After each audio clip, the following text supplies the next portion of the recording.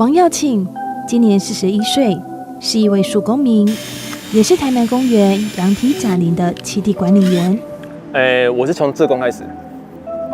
是我一开始是比如说树公民成立的第1年，那我是先来当志工，然后第1年之后，原本这个专案的人员就是就离开。然后后来社大关头主任就是说，那如果因为那时候我的工作是属于半兼差性质的，那如果工作上的时间方便的话，那你要不要就是进来尝试看看？然后这样一做就是第5年了。这边因为这个栖地算是第6年，然后我衔接进来之后，已经算是第5年。我后来是去参加3年书院，然后去参加3年书院之前，应该是说先会去。有时间去看高雄电影节，然后有机会去看到几篇纪录片，然后纪录片是在讲台南还有台中的火力发电厂的一些事情。那我当下看完之后觉得，怎么这个在我们的国家里面很多事情其实我们不晓得。那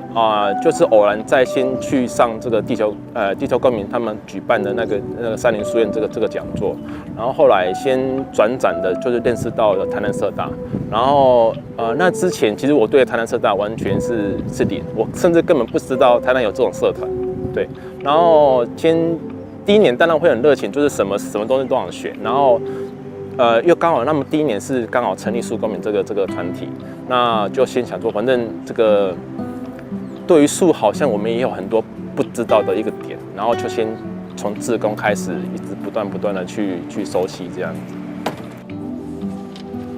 非专业科系毕业，当过业务、汽车维修员，如今却在羊蹄甲林已经投入5年的心血。这5年也让他从一个门外汉变成一位树专家。羊蹄甲它这一块栖地的老树，比较老的大概有40几年，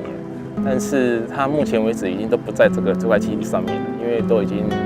死亡了。那第2代的就是当初死亡的，就是40年前当初死亡的，后来又补植的，算是第2批的，大概也有30几年。那30几年的成树大概就是这么大，40几年大概就这么大。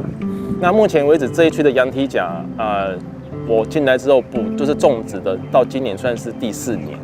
好，那第4年的小树，它的有一些都大概已经这么大4年的。那至于数量呢，其实很难估算，我在预估可能有300多棵有啊。至于老树的话，现在已经不到大概5棵。老树跟小苗遇到问题比较不太一样，老树是因为后来我一直这样子不断的调查之后，我发现它有覆土的问题。那覆土的问题其实是有点麻烦，就是说它覆土过多，然后覆土过多之后，它的主根系因为氧气会不足，所以它主根系会萎缩。那萎缩之后，它就是会被慢慢吃掉。然后主根系萎缩的最主要的麻烦原因，是因为它就没有支撑这个树体的能力，所以它就会发生倒伏。所以这一区只要有发生倒伏的，很奇怪，它其实后来都会有火。那只要完全死亡的话，就完全就是已经没有就是没有后续这样。那老树一般都是会发生，如果它现在是 OK 的，这样是没有问题啊。如果它是有所谓的主干萎缩的，就20伏主干萎缩的问题的话，它就会发生倒伏。只是它的倒伏是它会在任何情况之下它都会倒，就算你今天看到它是正常的，它也有可能会倒。这是老树比较麻烦的问题。那再来小苗的话，就是它要破除这个30公分以内的这个硬化层，或者是说这些老枯石啊，或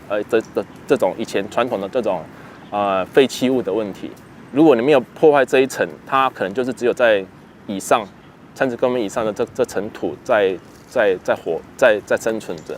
对，所以小苗的问题跟老树问题其实是不太一样的。对，因为这边以前一开始的苗都是从外面种进来的，他们也有可能也是就是挖一个洞就把它种进去，所以既然有挖洞，就是有可能是把当初的这块层是破坏住的，只是后来有覆土，所以它才会导致这么多的问题。然后当然还有一个就是踩踏啦，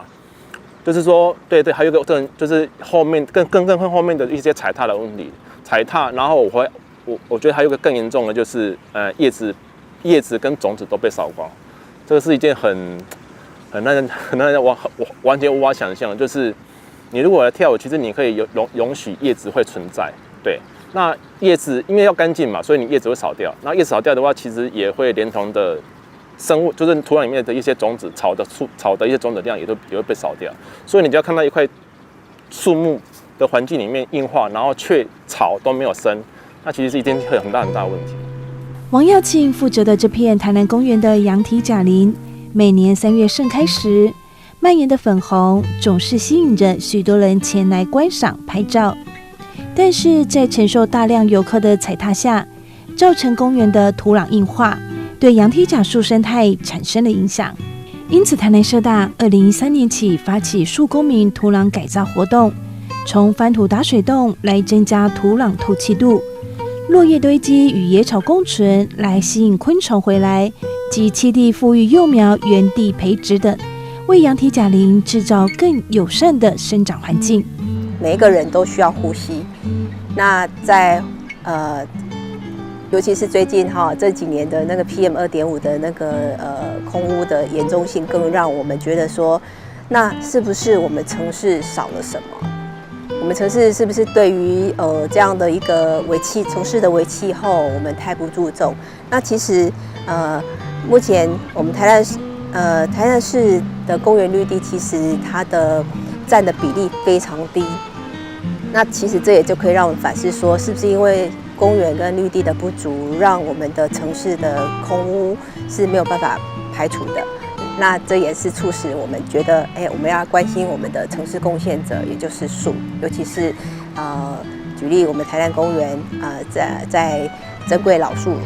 整个台南市是最多的，那树木的种类又超过了2000棵，那这更让我们觉得，那要关心树，就先从台南公园开始。好，那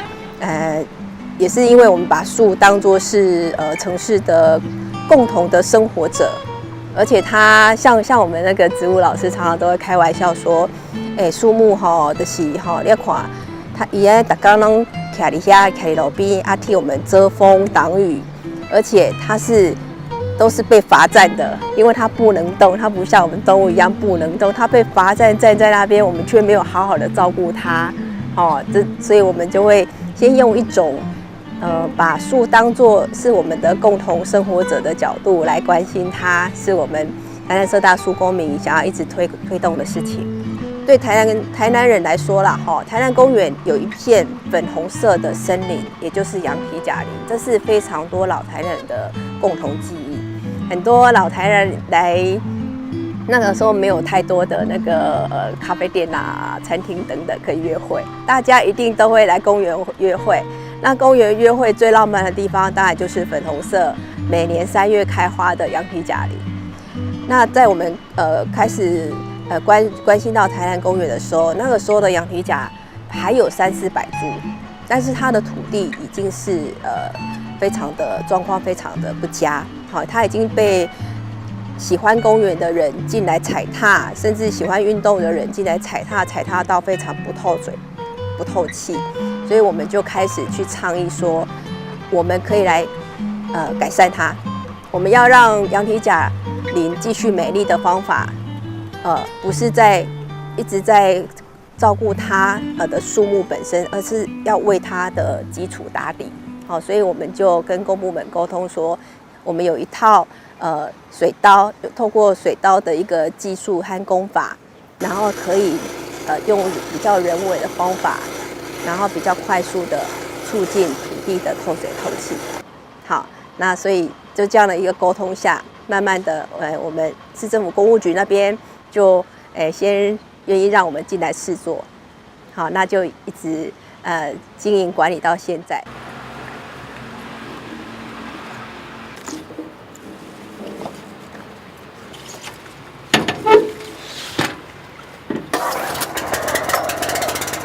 它就是洗车机，只是它这还是马力算是很大的洗车机。一般如果家用啊，或者是这个算是专业型的洗车机，只是它有这方面的就是水的那种冲击力，所以它只是说我们把它拿来做就是钻土壤。只是说它在钻土壤的时候，因为一般你洗车机你不会拿去做撞击，你会直接是用水柱去洗车而已，你不会拿它撞石头或者是撞土壤。所以它的这颗头是要经过就是另外一个那个就是比较特殊的那种，它可以拿来做轻微的撞击这样，对。因为这边的土壤就像那一天礼拜六说的，就是说我们这边的30公分到应该说30公分左右，它有一层是它像比如说可能是以前的废弃土，或者是一些砖块，然后还有一些老骨屎，对。那这一层你如果没有把它击破的话，它的有效土壤都只会在30公分以上而已，因为毕竟它不是一个局部的，它就是一个全面的因为这边我大概都已经洗了好几年，只是说到现在它还没有某一区是没有这样子的，而且这一区还有几个比较更严重的问题，就是它覆土过后，在覆土之前，它有很多的像那个混凝土，整片的混凝土，然后你看你整片混凝土，你又用黄土覆盖之后，你就在上面种植物了，然后你问题是你已经看不到啊，它就永远不会，因为它就只有活在这个基础有效土壤那边而已啊。那这种方式算是一个比较折中的，因为如果要比较好的方式，当然就是整片就是重新弄了，因为这样子你人事上面的那一些开销会比较 OK 一点。那如果现在已经老树我们也在，然后又要再想嘛的这种状态之下，就是只能用这种比较取舍的方式。比如说这根是1.5米的，然后我在比较洗了这么大，然后把这根竹子置入之后，然后这根竹子的主要的功用就是拿来防止那个旁边周围的土壤做坍塌的，对，这根竹是这种状况。只是它还有一个重点，就是它需要把里面的结打裂，对，它需要打裂。因为打裂的原因就是说，你如果没有打裂，其实空气只有在这个范围而已。对，如果打裂的话，是至少整根管子是还有局部的一些轻微的空气这样。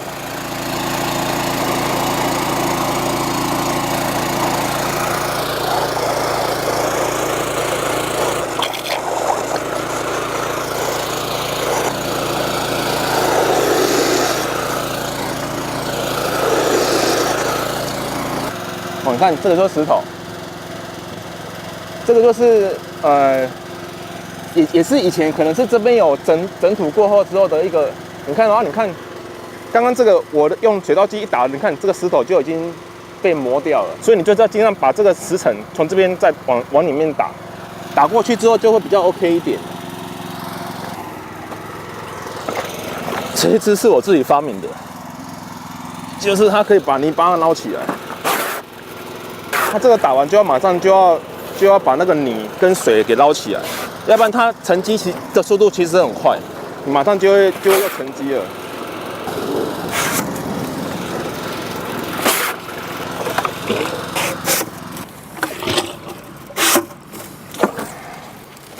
它这个水桶上面呢，它现在是那个泥水的混合状态。那这支大概是1.5米嘛，如果丢进去，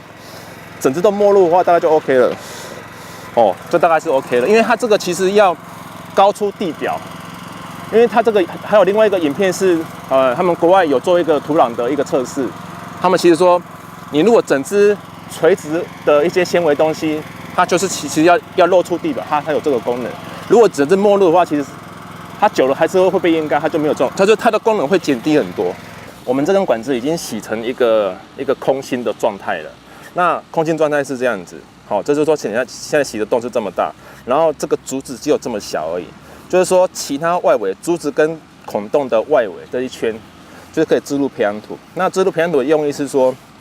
它现在管状里面的东西，如果说整个管状都是有培养土的，它有有机质之后，根系就会顺着这一圈的有机质，对。然后重点是这整个的那个垂直的东西都是有机质的，它就会有一种引根跟导根的效果，然后把它往下导引这样子。因为根系只要是更深，它对于叶子储存葡萄糖之后的一些比如说像它后来把水分解离掉，然后把水分应该说把水分解离掉，然后剩下淀粉那个时候，它是需要储存在这些比较算是中根跟细跟那个侧根跟深根的部位，因为只有这两个部分才有办法储存淀粉。那储存淀粉的用意也是说，它可以在将来有一些逆境的时候，它可以拿出来用。对，如果没有这一切的话，它其实就是任人家宰割，有什么它就是会被人家取走。那如果它有这些淀粉的话，它可以在需要的时候是可以把它回收回来的。对。透过土壤翻松，增加透水透气，补充有机质，增加土地的养分。王耀庆身为台南公园羊蹄甲林的栖地管理人员，对于土壤栖地管理、植物根系发展、树木修剪有多年的实务操作经验。他也时常与想学习树木与栖地管理的人分享正确对待树木的方式与观念。变轻了，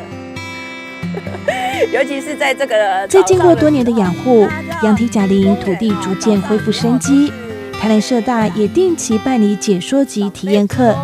让羊蹄甲林成为都市中难得的大自然教室。我们这一片叫羊蹄甲林。那台南社大跟公部门，就是跟市政府申请进来羊蹄甲林，今年已经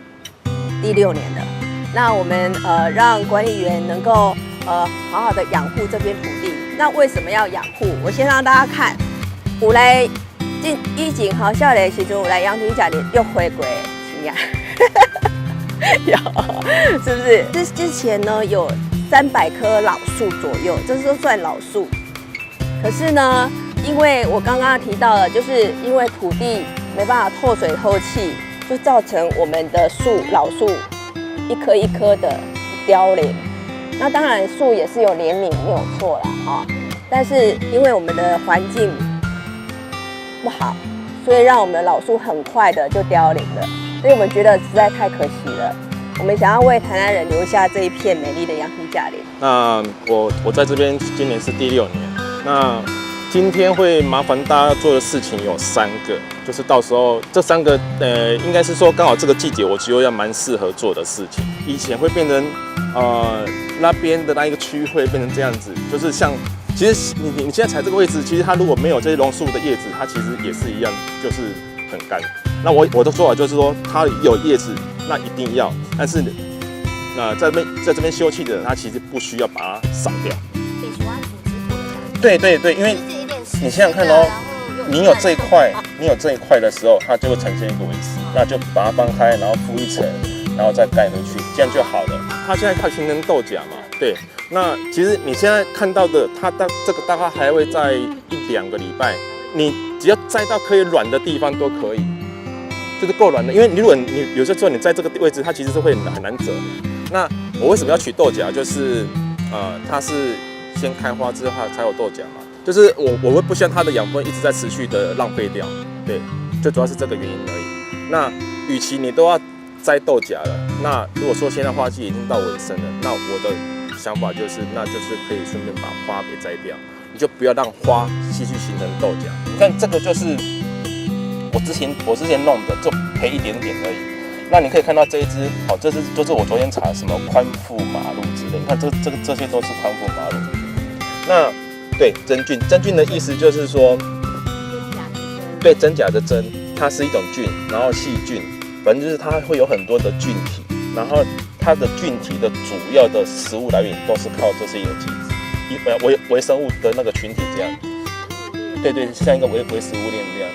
学员们在树公民带领下赏花、捡豆荚，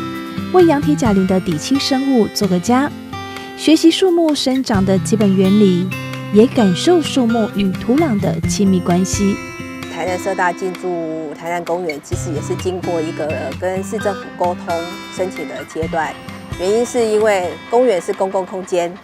那它的管理者就是市政府公部门公务局。那不是说任何的关心他的人都可以随便进来啊，帮他种一棵树，帮他除草。其实这个都以公共管理来说都是不应该的，所以我们才会特别去说明说，我们有一个经过一个沟通跟申请的一个程序。那但是也因为有这样子的进驻羊蹄甲来共同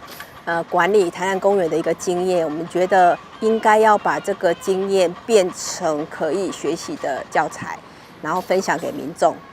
让民众一起来学习，才是让台南公园变得更好的最重要的原因。因为透过我们进来公园超过6年的时间，我们知道说最后所有的问题其实来源也跟我们的市民对公园的那个使用方法有关系。就是公园发生的任何的问题，譬如说骑车进来公园，譬如说在人行道上乱停机车、乱丢垃圾，那或者是任何的一些比较不好的行为，其实都来自于民众端。所以我们觉得民众的教育很重要。那台南社大本来就是一个公民学校，那我们觉得说，我们想要推广树以及公园对城市的美好，那我们就要从民众着手。所以我们就是很积极、很乐意的，愿意说一场一场的办这样的体验活动，让民众进来，让民众进来，透过这个活动，他可以好好的感受公园的好。那他至少在这里停留1-2个小时，他把这个体验就放进去，然后放进去他的身体记忆里面，然后带回去，他就有机会去散播公园跟树木的美好，那进而就是能够一起来维护台南公园。好，这是我们办这么多体验活动最大的原因。从实地观察中学习认识树木的方法与爱护树木的基本知识，学习简单易做的护树方法，让小朋友到大人都可以参与动手，分享城市里公园的美好。贴近大自然是每一个人都很想要的事。那在更年轻的时候并没有时间，那现在有了时间，有了这样的好机会，当然要多多加入这个。大自然是一个很迷人的一个生态啊，所以我觉得说能够多多参加这种活动是还蛮棒的，所以我才硬拖着我先生一起来。点点滴滴累积会变成是我们对大自然的一个基础知识，所以这样的课程我们也很感谢说有台南社大好愿意说教导我们这些看似成人但实质上对大自然很无知的一群啊，所以我很觉得收获很多。今天参加这个课程其实我之前有参加过类似的果树班那这个树木的话，基本上我们所谓害虫、益虫，其实是人为去定义的，它没有所谓害或益。那这个就是要生态让它平衡，那自然生态平衡之后，就会有它的环境就会变好。那目前看起来这个草相的话是比较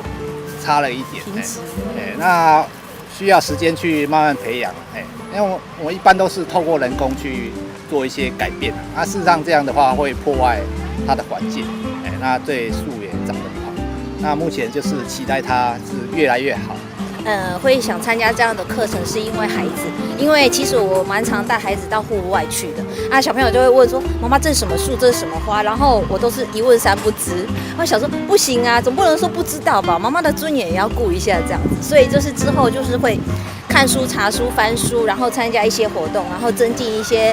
自己这方面的知能这样子，然后现在带出去，有时候我就会跟小朋友炫耀说这是什么。然后会告诉他，这个花是什么由来，然后大概是几月份，然后可以剪下它的种子啊，然后回去做什么。像今天这个羊蹄甲，其实它的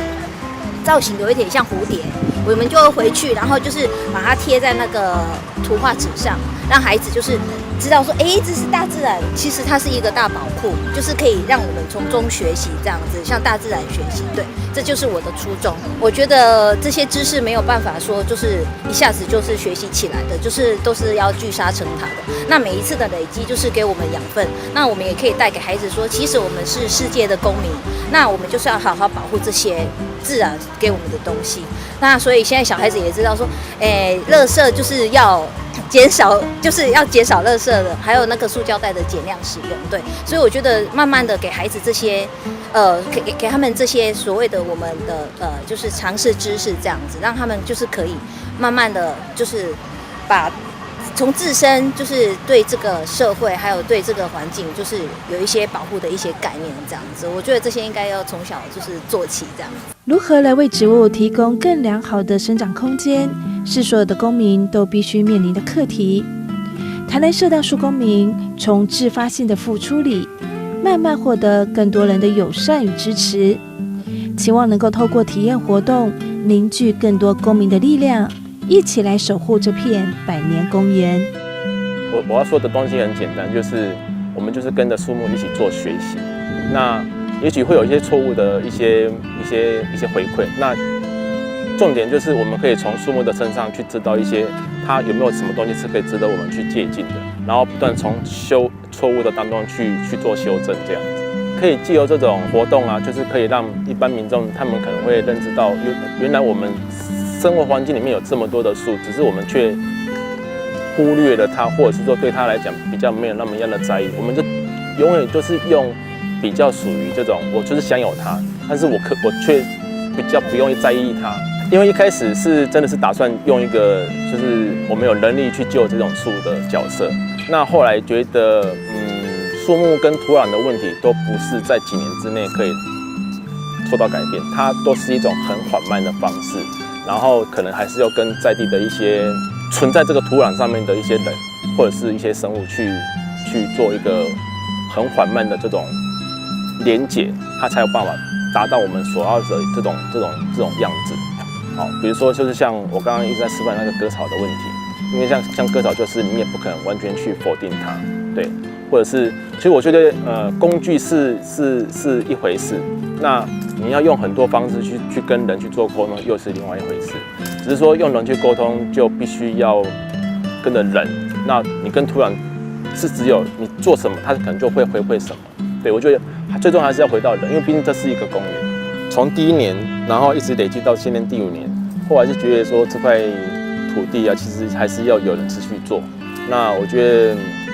就做就对了，因为这块土地上，这块公园，应该说这个公园，然后又是开放性的公园，它会随时有很多人进驻这样子。那我觉得就是不做，其实很少人会想做，对。那我觉得还是要继续做。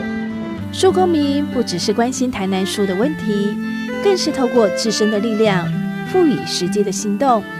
让台南的树有更好的栖地环境。如果你也想为这块土地付出心力，欢迎您一起加入他们的行列。欢迎大家加入树公民。